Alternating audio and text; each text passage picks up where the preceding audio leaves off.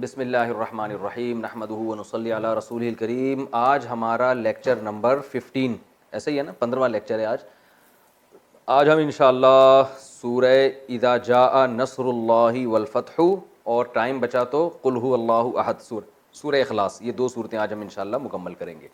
تو سب سے پہلے اذا جاء، پہلے ہم اس کا جیسے ہمارا ایک طریقہ ہے کہ اس کو گرامر کے لحاظ سے حل کریں گے، اس کے بعد انشاءاللہ اس کی تفسیر ہوگی.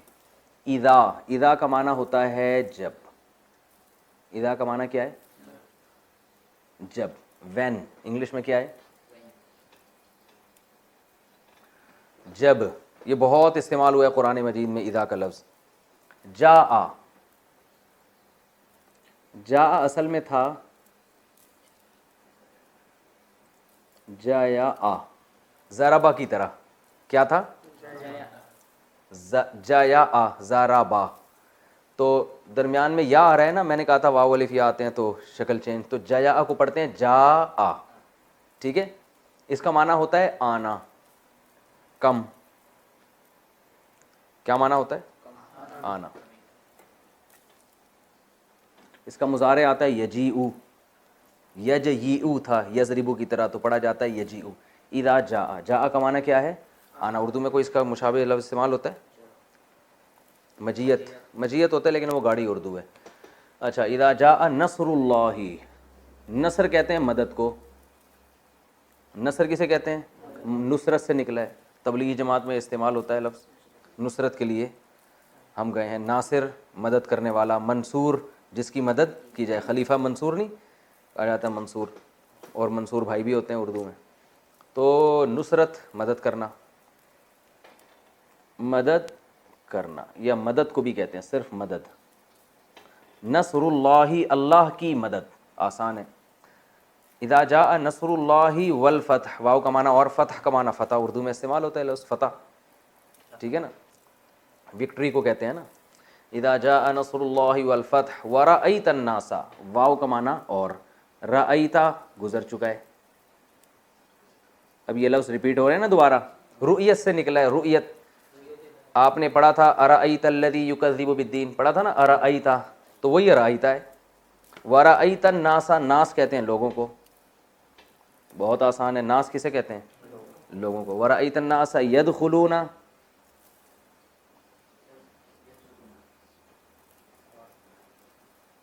ینصرون کی طرح. بہت آسان، مسئلہ ہی کوئی نہیں. داخلے سے بھائی ہمارے بچے کا بھی داخلہ کروا دیں، انٹری کروا دیں. تو انٹری کو کیا کہتے ہیں؟ داخل، دخول. یدخلون ینصرون کی طرح. تو یدخل، یضرب یضربانی یضربونا، ٹھیک ہے نا. تو یدخل یدخلانی یدخلون، داخل ہوتے ہیں وہ.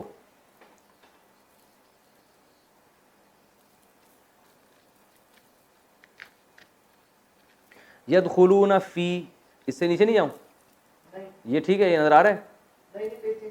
چلو. یدخلون فی، فی کا معنی کیا ہے؟ میں. جیسے میں نے کہا تھا نا 100%، 100 میں 100، ٹھیک ہے نا. فی سبیل اللہ کہتے ہیں نا بھائی، فی سبیل اللہ یہ کام کرو، یعنی اللہ کے راستے میں یہ کام کر لو. فی سبیل اللہ.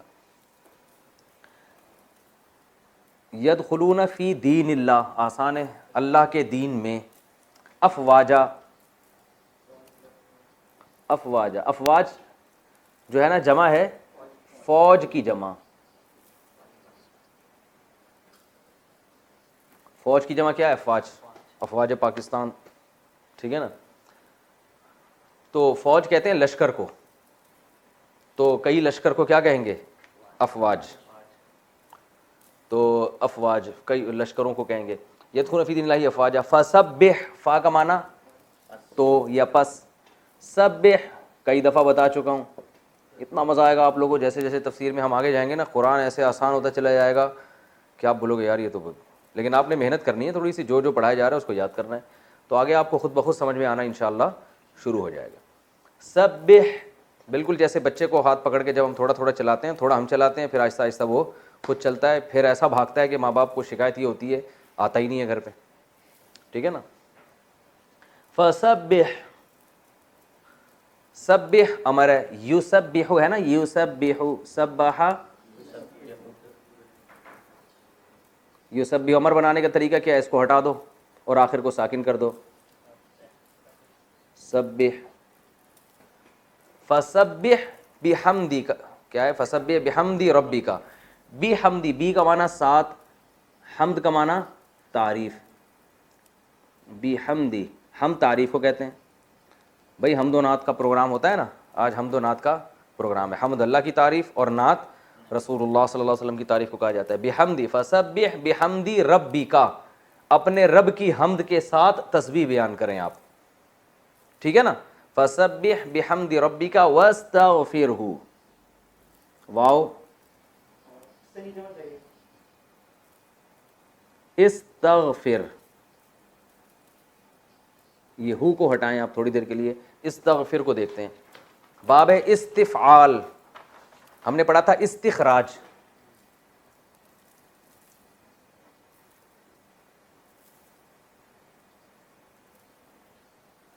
استخراج باب استفعال ہے نا. ماضی کیا آتا تھا؟ استخرجا، مضارع یستخرجو. تو استغفار،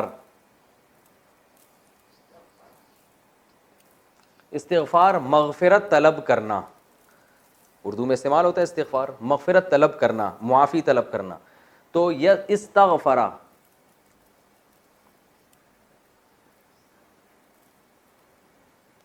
استغفرا معافی مانگی اس نے گزرے ہوئے زمانے میں. یستغفرو،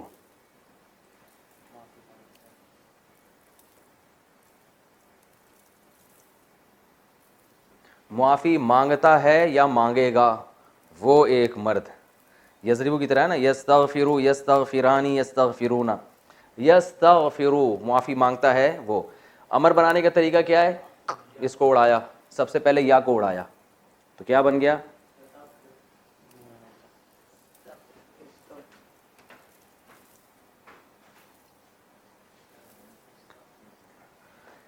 استغفرو. دوسرا اسٹیپ کیا ہے؟ را کو ساکن کر دیا.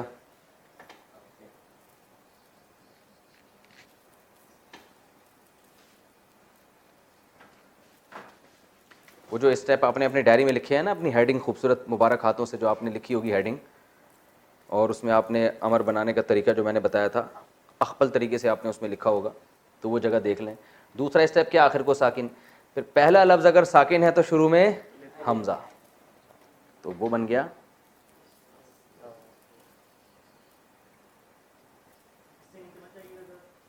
استغفر. استغفار کر تو ایک مرد، خطاب ہو رہا ہے تو نبی صلی اللہ علیہ وسلم کو خطاب ہو رہا ہے. استغفر ہو کا معنی اس سے مراد اللہ تعالی. فسبح بحمد ربک واستغفرہ، جب وقف کرتے ہیں تو واستغفرہ یوں پڑھ لیتے ہیں. انہ کان توابا. کہاں زیر لگے گا؟ ادھر، ادھر یا تو زیر لگتا ہے یا پیش لگتا ہے. ٹھیک ہے نا؟ تو زیر لگتا ہے، عام طور پر زیر لگتا ہے. عنصر میں پیش لگتا ہے بس، کیونکہ وہ صاد پہ پیش آ رہا ہے. ہاں وس یا باب افعال ہوگا تو پیش زبر لگتا ہے اس میں، وہ بتا دیا تھا میں نے. واستغفرہ انہ انہ کا معنی بے شک، ہو کا معنی بے شک وہ.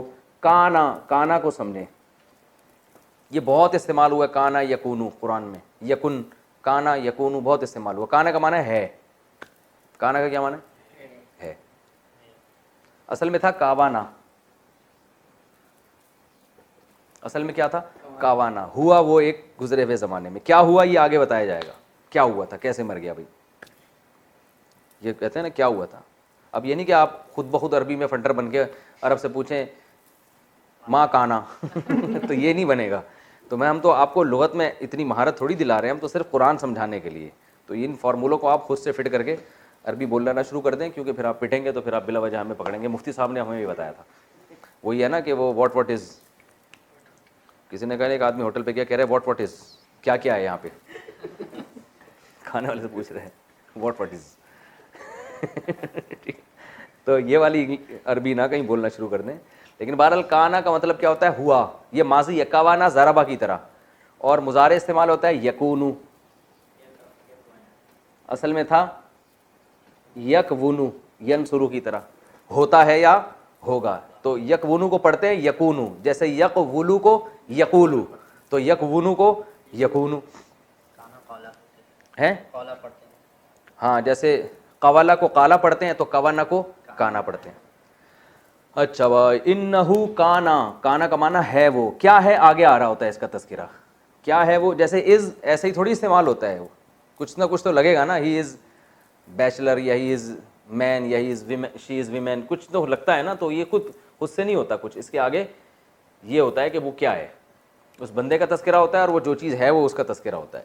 تو انہو بے شک وہ اللہ کانا ہے توابا، تواب توبہ سے نکلا ہے. یہ تواب کس سے نکلا ہے؟ توبہ سے. تو توبہ کا اسم فاعل آئے گا تائب، قاتل کی طرح، توبہ کرنے والا. تواب اس کا صیغہ مبالغہ ہے. فعال کا جو وزن ہے نا یہ بھی مبالغہ کے طور پر استعمال ہوتا ہے. جیسے میں نے بتایا تھا نا، غفار، ستار، وہاب بہت زیادہ عطا کرنے والا، ستار بہت زیادہ پردہ ڈالنے والا، غفار بہت زیادہ معاف کرنے والا، منان بہت زیادہ احسان کرنے والا. تو تواب بہت زیادہ توبہ کرنے والا. اب یہ جو توبہ کا لفظ ہے، جب اس کی نسبت انسان کی طرف ہوتی ہے تو اس کا مطلب ہوتا ہے بہت توبہ کرنے والا، اور جب اللہ کی طرف ہوتی ہے تو اس کا مطلب ہوتا ہے بہت زیادہ توبہ قبول کرنے والا. سمجھ میں آ رہی ہے بات؟ تو تواب توبہ بہت زیادہ قبول کرنے والا. اب لوگ پریشان ہوں گے تواب ہونا چاہیے، توابا کیوں ہے؟ تو یہ گرامر کی پیچیدگی ہے، اس میں جائیں گے تو بلا وجہ پریشان ہوں گے، تو اس میں جانے کی ضرورت نہیں ہے. انہو کا جو خبر ہے نا وہ منسوب ہوتی ہے انہ کی، انہو سوری کانا کی خبر ہے.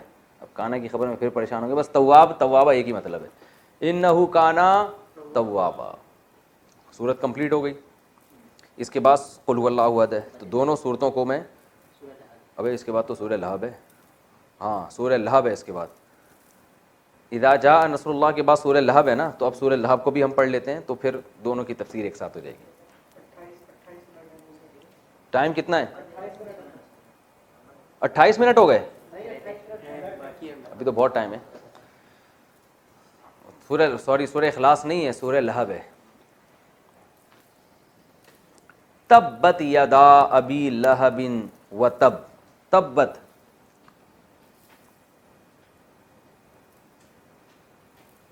تبت اصل میں تھا تبابت، تبابت، تبابا ضربا کی طرح، تبابا تبابا تبابو، تبابت تبابتا تبابنا. تو تبابت ٹھیک ہے نا، ٹھیک آ رہی ہیں. تبابت اس کا معنی ہے ہلاک ہونا. تو اس کا معنی کیا ہوگا؟ ہلاک ہونا. تو تبابت کا معنی ہو ہلاک ہوئی وہ ایک عورت. تو وہ ایک عورت سے مراد اصل میں ید، آگے ید، ہاتھ ٹوٹ گئے، ہاتھ ہلاک ہو گئے یا ہاتھ ٹوٹ گئے. تو ہاتھ بھی عربی میں مؤنث ہے، تو اس لیے اس کے لیے مؤنث کا صیغہ ہے. میں نے بتایا تھا نا چیزیں بھی مذکر مؤنث ہوتی ہیں. جیسے ہم کہتے ہیں کتاب رکھی ہوئی ہے، پین رکھا ہوا ہے، حالانکہ پین کو مذکر بنا دیا، کتاب کو مؤنث. تو کوئی اس کی وجہ نہیں ہمارے، لیکن زبان میں ایسا ہوتا ہے. تو عربی میں بھی ایسا ہی ہوتا ہے. کچھ الفاظ ہیں جن کے لیے مؤنث کے صیغے، کچھ کے لیے مذکر کے. تو تبابت دو حرف ایک جیسے آ گئے، تو میں نے کہا تھا جہاں دو حرف ایک جیسے آتے ہیں کچھ نہ کچھ گڑبڑ ہو جاتی ہے. تو تبابت کو بنا دیا تبت. کیا بن گیا؟ تبت. یدا، ید جو ہے نا، ید ہاتھ کو کہتے ہیں، ہینڈ. صحیح ہے نا، اردو میں استعمال ہوتا ہے یہ ید بیضا اور ید طولا، کچھ اس طرح کی بڑی اردو میں استعمال ہوتا ہے ید. اس کی دو ید جب ہوں گے تو یدانی. دونوں ید کو کیا بولتے ہیں؟ یدانی. تبت یدا ابی لہب. ابی لہب ابو لہب، ابو لہب وہ جو مشہور اسلام کا دشمن تھا. تو ابو لہب کو ابی لہب پڑھا ہے. وہ کیوں پڑھا ہے اس کو چھوڑیں. تو جب عربی میں کاکی کے کا معنی آتا ہے نا، یدانی سے ابو لہب کے دونوں ہاتھ، تو یہ والا نون غائب ہو جاتا ہے. ٹھیک ہے نا، یہ نون کیا ہو جاتا ہے؟ غائب ہو جاتا ہے. یدانی ابی لہب کو پڑھیں گے یدا ابی لہب، تو ابو لہب کے دونوں ہاتھ. تو یدانی ابو لہب، کاکی کے کا معنی آ رہا ہے نا، تو یہ والا نون گر جاتا ہے. یدا ابی لہب، تبت یدا ابی لہب، ٹوٹ گئے ہاتھ ابو لہب کے، تبت یدا ابی لہب وتب، وتبا، یہ اصل میں تھا تابابا، تابابا ضربا کی طرح، تبت یدا ابی لہب وتبا، تابابا ضربا کی طرح، اس کو تابابا کو پڑھتے کیا ہیں؟ تبا، اور حالت وقت میں تب، ٹھیک ہے نا، اس طرح پڑھتے ہیں۔ میں ترجمے میں بتاؤں گا کیا مطلب ہے، ابھی تو آپ حیران ہو کہ کیا مطلب ہے اس کا، اس کے ہاتھ ٹوٹ گئے وتبا، اور وہ خود بھی ٹوٹ گیا، تبا یعنی ضربا، وہ خود ابو لہب کیا ہو گیا؟ برباد ہو گیا۔ تبت یدا ابی لہب وتب، ما اغنا، ماں کا معنی نہیں بھی ہوتا ہے، میں نے بتایا تھا نا ماں کے بہت سارے معنی آتے ہیں، تو میں مختلف جگہوں پہ ماں کا معنی کیا ہوتا ہے؟ نہیں بھی، جیسے ضربا اس نے مارا، ما ضربا، عرب جو سعودی عرب گئے وہ کہتے ہیں، وہ اکثر معافی کچھ معافی مشکل ایسے کہتے ہیں نا، معافی مشکل، کوئی مشکل نہیں ہے، تو ماں کا معنی کہ نہیں بھی ہوتا ہے۔ تبت یدا ابی لہب وتب ما اغنا، اغنا اصل میں تھا اغنایا، اکرما، غنا سے ہے، غنی کرنا، جیسے اکرام تھا، اکرام کرنا، اور اغنا غنی کرنا، ٹھیک ہے نا۔ تو اکرما اس نے اکرام کیا، اغنایا اس نے غنی کر دیا، بے پرواہ کر دیا۔ غنی مالدار آدمی کو کہتے ہیں نا، بے پرواہ ہوتا ہے نا، اس کو ضرورت نہیں ہوتی ہے، سب کچھ اس کے پاس ہوتا ہے، اسے کسی کی پرواہ نہیں ہوتی۔ تو ما اغنا،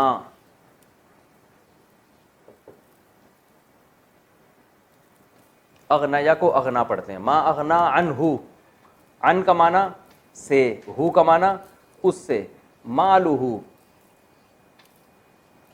مال کا معنی مال، مالہ اس کا مال، ما اغنا نہیں غنی کیا، ہو اس ابو لہب سے، مالہ اس کے مال نے۔ تو یہاں اس کا بامحاورہ ترجمہ کرتے ہیں نہیں فائدہ پہنچایا، مال کا کام ہوتا ہے غنی کر دینا، آپ کو بے پرواہ کر دینا، آپ کو کسی کی ضرورت نہیں رہتی، تو اللہ فرماتے ہیں اس کے مال نے اس کو غنی نہیں کیا، بے پرواہ نہیں کیا، یعنی یہ پھر بھی مصیبت میں پھنس گیا، یہ مطلب ہے۔ تو اس کا ہم جب بھی قرآن میں ما اغنا آئے گا نا، تو آپ اس کا ترجمہ رکھیں فائدہ نہیں پہنچایا، اس کا آسان ترجمہ کیا ہوگا؟ فائدہ نہیں پہنچایا۔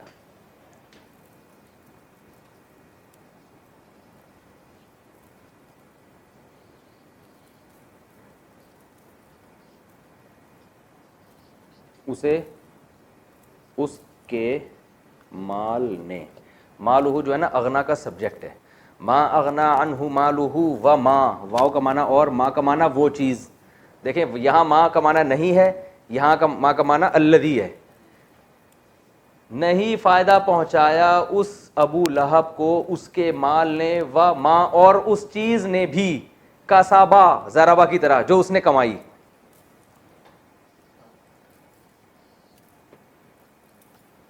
کسب کا معنی کمانا، کسبا اس نے کمایا، نہیں فائدہ پہنچایا اس ابو لہب کے مال نے، ہو اس ابو لہب کو، وما اور اس چیز نے بھی فائدہ نہیں پہنچایا، کسبا جو ابو لہب نے کمایا۔ تو ما کا معنی الذی کے معنی میں، الذی کسب وہ چیز جو اس نے کمائی، ما اغنا عنہ مالہ وما کسب، سیصلا،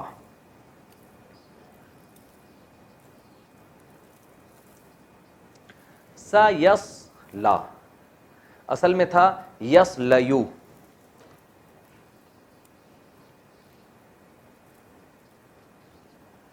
یسلیو یسمعو کی طرح، اس کا معنی ہوتا ہے آگ میں داخل ہونا، عربی میں آگ میں داخل ہونے کے لیے الگ ایک ورڈ استعمال ہوتا ہے، قرآن میں آتا ہے نا یسلا نارن، وہ کیا ہے؟ حامیہ، تسلا نارن حامیہ، وہ نفس جو ہے نا وہ داخل ہوگا نارن حامیہ، آگ میں، تو یسلا کا معنی ہوتا ہے آگ میں داخل ہونا۔ سین کا معنی ہوتا ہے عن قریب، سین بھی اور سوفا بھی دونوں اس کے معنی عن قریب، جیسے اضربو کا معنی میں مارتا ہوں، ساضربو عن قریب ماروں گا، سوف اضربو عن قریب ماروں گا، تو سین اور سوفا ان قریب کے لیے استعمال ہوتے ہیں. سوف یأتی اللہ بقوم، اے ایمان والو اگر تم اللہ کی راہ میں نہیں لڑو گے یا اللہ سے محبت نہیں کرو گے، فسوف یأتی اللہ بقوم، تو ان قریب اللہ لے آئے گا ایسی قوم کو، یحبہم ویحبونہ، کہ وہ اللہ سے محبت کریں گے اور اللہ ان سے محبت کرے گا. تو سیصلا، تو یسلو کو یسلا پڑھتے ہیں کیونکہ یا آ رہا ہے نا تو وہ چینج ہو گیا. سیصلا نارن، نار کا معنی آگ.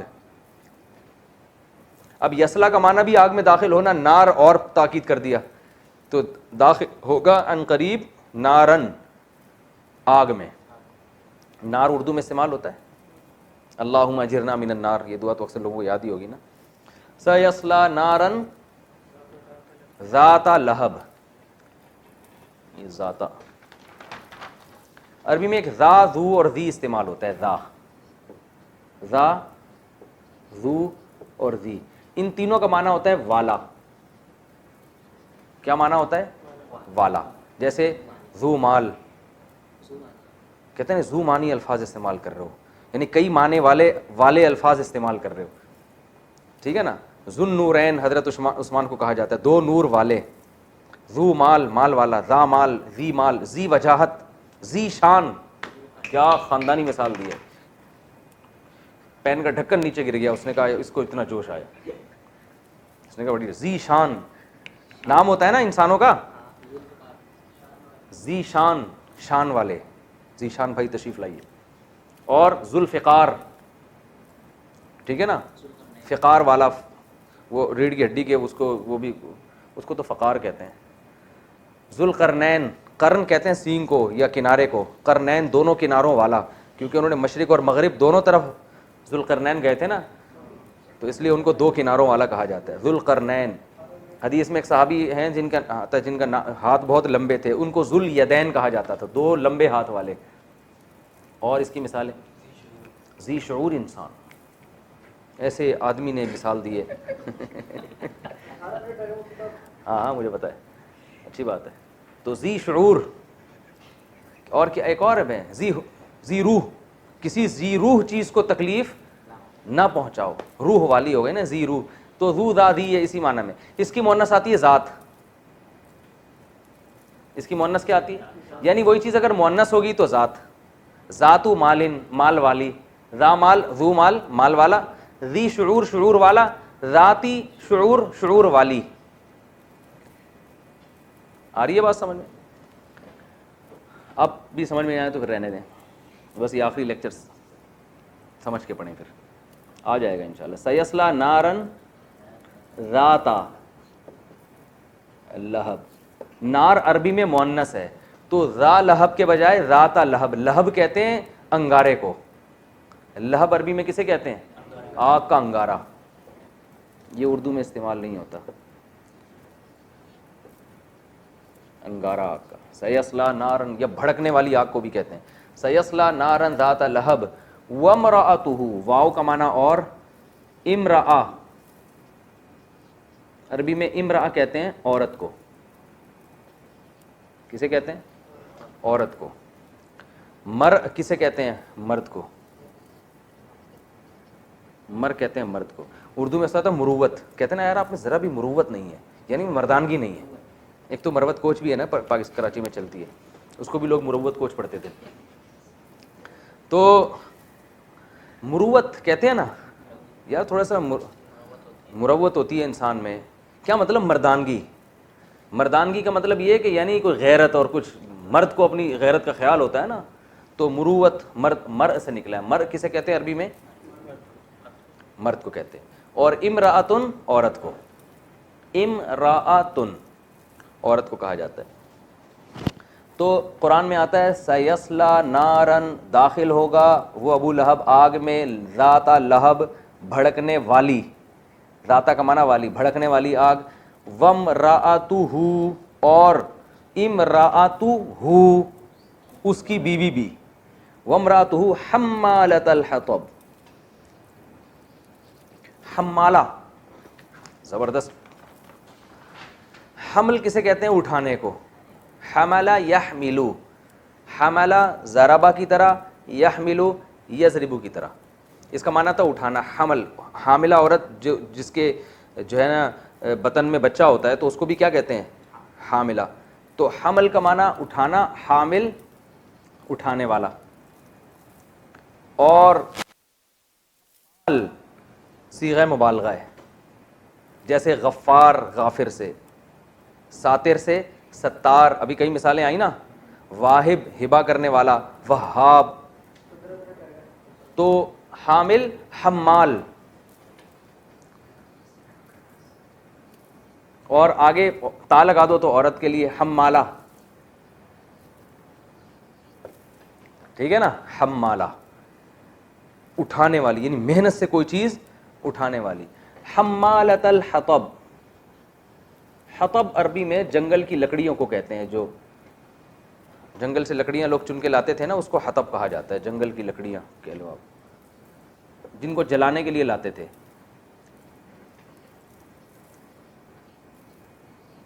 جو ٹھرکی ہے اس کو لڑکیاں پڑھیں گے. جنگل کی لکڑیاں. صحیح ہے. وہ بھوکے سے کسی نے پوچھا نا 2 اور 2 کتنے ہوتے ہیں، تو کہہ رہے 4 روٹیاں. تو جنگل کی لکڑیاں.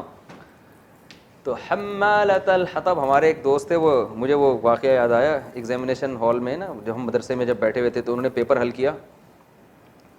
پیپر میں پتہ نہیں ایک عجیب سا لفظ انہوں نے لکھا ہوا ہے، لفظ کچھ اور تھا مگر وہ بنا انہوں نے کوئی عجیب سی چیز بنا دی تھی. میں ابھی وہ نام نہیں لوں گا، تھوڑا سا مناسب نہیں ہے اس. تو ہمارے استاد ان کو پکڑا، انہوں نے بولا کیا سوچ کے آپ نے یہ لکھا ہے یار. وہ ایسے ہی کوئی تھی، لکڑیوں کو لڑکیاں، بار بار جگہ جگہ لڑکیاں لکھا ہوا تھا انہوں نے. انہوں نے کہا کیا سوچ کے، کیا دماغ حاضر نہیں، کیا سوچ رہے تھے. ہمیں بڑی ہنسی آئی. وہ ان سے غلطی ہوئی تھی، لیکن تو وہ بعض غلطیاں ایسی ہوتی ہیں کہ آدمی کے یعنی اس کی سوچ کا پتہ بتا رہی ہوتی ہیں. اچھا بھائی، حمالۃ الحطب. تو اب کیا، وامرأتہ، اور اس کی بیوی بھی، حمالۃ الحطب، لکڑیاں اٹھانے والی. حمالہ اٹھانے والی، کس کو؟ الحطب. وامرأتہ حمالۃ الحطب فی جیدہا، فی کا معنی میں، جید گردن کو کہتے ہیں عربی میں. جید کا معنی گردن.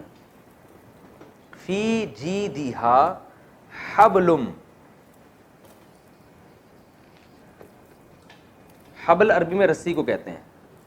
وَاعْتَصِمُوا بِحَبْلِ اللَّهِ، ہے نا قرآن میں، اللہ کی رسی کو اعتصام، مضبوطی سے تھامو. فی جیدہا حبل من کا معنی سے مسد، مسد بٹی ہوئی، مسد بٹی ہوئی رسی اسے کہتے ہیں جو ایسے بنی ہوئی ہوتی ہے نا، ایسے جیسے جوڑا بنا کے اس طرح سے، اس طرح کی رسی. تو یہ تو ان دونوں صورتوں کا لفظی ترجمہ ہو گیا.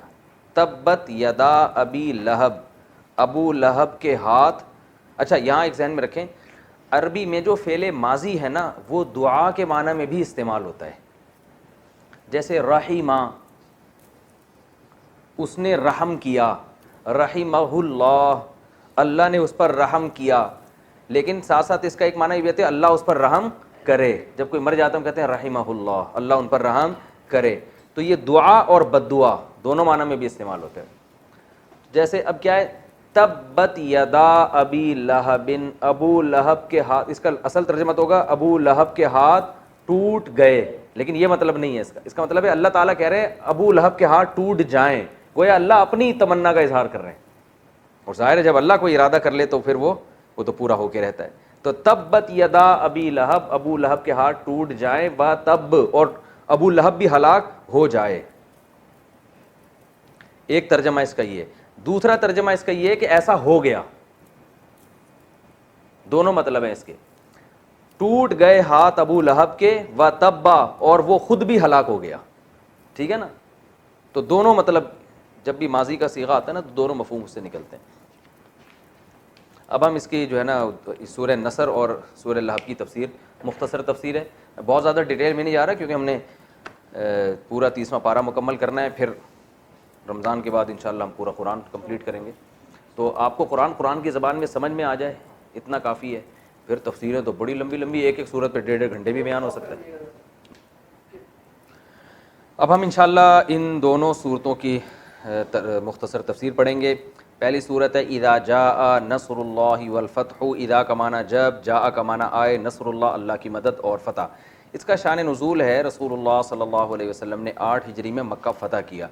تو جمہور مفسرین اس طرف گئے ہیں کہ مکہ فتح ہونے سے پہلے نازل ہوئی ہے، اگرچہ بعض اس کی طرف بھی گئے ہیں کہ مکہ فتح ہونے کے بعد یہ صورت نازل ہوئی، لیکن جو راجح قول ہے وہ یہ کہ مکہ فتح ہونے سے پہلے یہ صورت نازل ہوئی.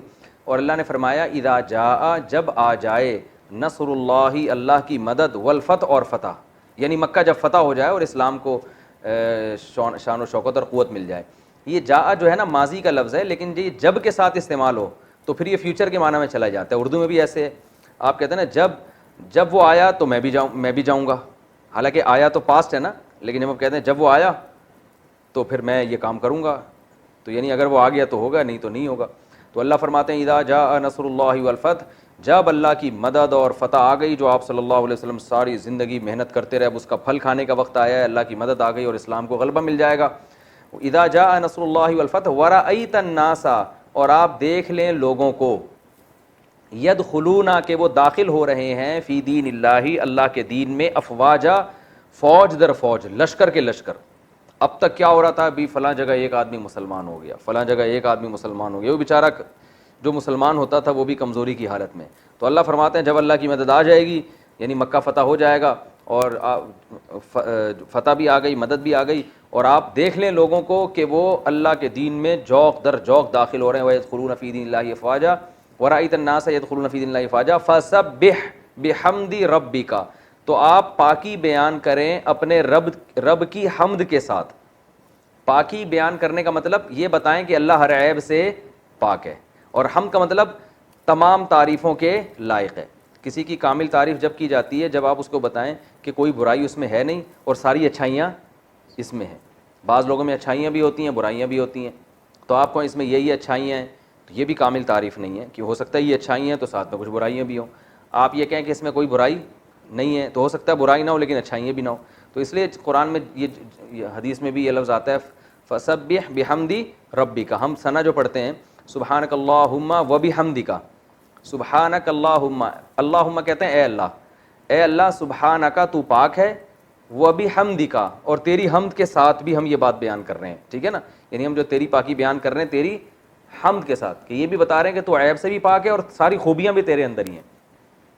تو فسبح، آپ اللہ کی پاکی بیان کریں، یعنی سبحان اللہ کہیں. سبحان اللہ کا معنی ہے اللہ ہر عیب سے پاک ہے. بحمدی ربی کا، اپنے رب کی حمد کے ساتھ، یعنی الحمدللہ بھی کہیں کہ تمام تعریفیں کس کے لیے ہیں؟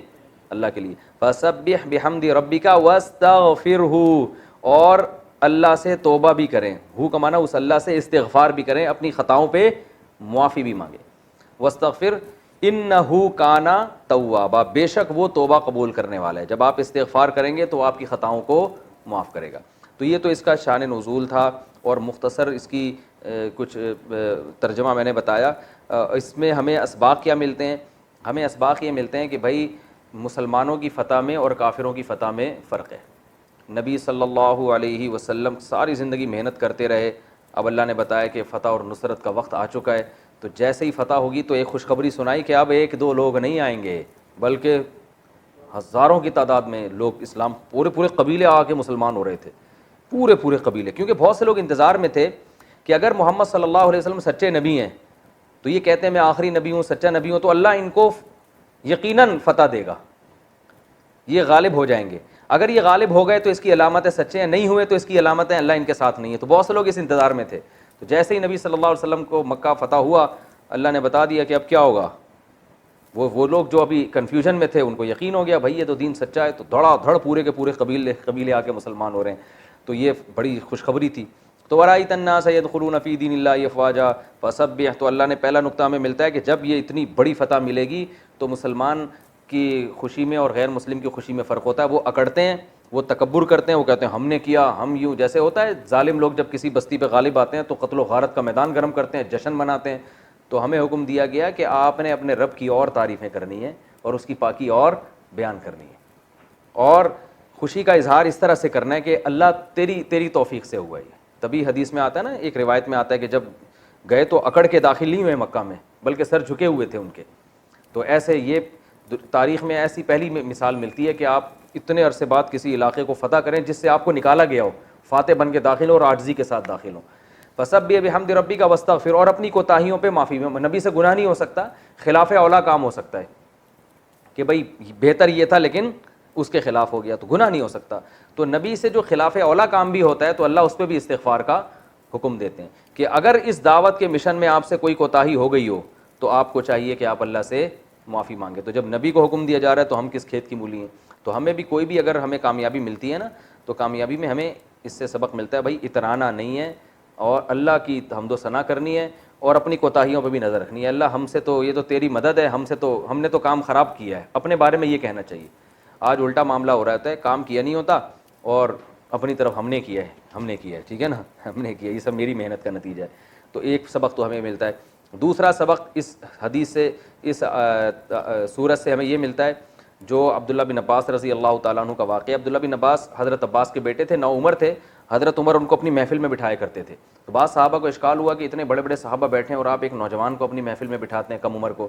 حضرت عمر یہ نہیں بتانا چاہتے تھے ان کی علمی حیثیت بہت ہے. تو حضرت عمر نے ایک سوال پوچھا سب سے کہ بتاؤ اذا جاء نصر اللہ والفتح, یہ والی صورت میں ہمیں کیا پیغام مل رہا ہے؟ تو کسی نے کہا اس میں یہ پیغام مل رہا ہے کہ مکہ فتح ہو جائے گا, کسی نے کہا اس میں خوشخبری مل رہی ہے کہ لوگ فوج در فوج داخل ہونے والے ہیں, کسی نے کہا اس میں استغفار کی فضیلت ہے. عبداللہ بن عباس سے پوچھا, انہوں نے فرمایا کہ اس میں بتا دیا گیا کہ رسول اللہ صلی اللہ علیہ وسلم دنیا سے جانے والے ہیں. کیوں؟ نبی جو دنیا میں آئے تھے دین کو غالب کرنے کے لیے, تو اسی وجہ سے اللہ نے کہا دین جب غالب ہو جائے تو اے نبی اب آپ توبہ استغفار میں لگ جائیے, مشن آپ کا کیا ہو گیا؟ کمپلیٹ. تو انہوں نے کہا کہ اس سے ہی, اور واقعی ایسا ہی ہوا تھا کہ اس صورت کے نازل ہونے کے کچھ ہی عرصے کے بعد آپ صلی اللہ علیہ وسلم کا انتقال ہو گیا. اور آپ نے بھی اس سے یہی سمجھا کہ جو ہے یہ اب میرے دنیا سے جانے کا وقت آ گیا, کیونکہ جو مشن آپ صلی اللہ علیہ وسلم کو دیا گیا تھا وہ مشن کمپلیٹ ہو گیا. تو اس کے بعد جو ہے نا 8 ہجری میں مکہ فتح ہوا, 10 ہجری میں آپ نے حج کیا ہے, حجۃ الوداع ہوا ہے, اور 11 ہجری میں آپ صلی اللہ علیہ وسلم کا, یعنی یہ جو حجۃ الوداع ہوا ہے نا, یہ تو ذی الحجہ میں 9 تاریخ کو, اور اگلے ہی سال ربیع الاول میں آپ صلی اللہ علیہ وسلم کا انتقال ہو گیا. تو عبداللہ بن عباس نے اس وقت یہ سمجھ گئے تھے کہ اب نبی صلی اللہ علیہ وسلم دنیا سے جانے والے ہیں. تو یہ بھی ہمیں اس سے سبق ملتا ہے, ٹھیک ہے نا. تو اور اب جو ہے اگلی صورت ہے سورہ لہب, تو اب اس کے لیے ٹائم باقی نہیں بچا ہے, وہ انشاءاللہ پھر ہم کل اس کی تفسیر پہلے بیان ہوگی سورہ لہب کی, اور اس کے بعد پھر ہم اگلی سورہ اخلاص قل هو اللہ احد وہ پڑھیں گے انشاءاللہ. وما علینا الا البلاغ.